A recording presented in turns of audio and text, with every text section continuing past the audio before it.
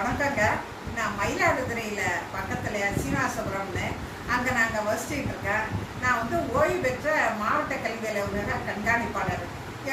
என்னுடைய நம்பிக்கைக்கு உரியவர் ராஜேந்திர கண்ணா ஜோதிடர். ஏன்னு கேட்டால், இதுக்கு முன்னால் கூட நான் என் பையன் சார்பான அந்த ஜாதகத்தை எடுத்துகிட்டு தம்பிக்கிட்ட பார்த்தேன். என் மனசில் என்னென்ன விதமான கேள்விகள் இருந்துச்சோ, கவலைகள் இருந்துச்சோ, அதுக்கெல்லாம் நியாயமான காரணம், நியாயமான தீர்வு இரண்டையும் சொன்னார்.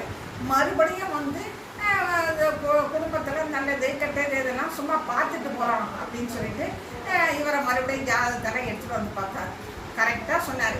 என்னென்ன விதமான பிரச்சனைகள், சிக்கல்கள், அது நிரந்தரமானதா, தற்காலிகமானதா, அது தீரக்கூடிய காலம், அது தீர்வதற்கு நம்ம மனசில் என்னென்ன விதமான ஒரு வழிபாடுகள், யார வழிபாடு, எப்போ என்ன பரிகாரம், ஆனால் ஆத்மார்த்தமாக மனப்பூர்வமாக செய்கிறப்ப நல்ல பலன்கள் நம்மளை தேடி வரும், கடவுளுடைய அருள் நாடி வரும்னு அவர் வாயால் சொன்னார்.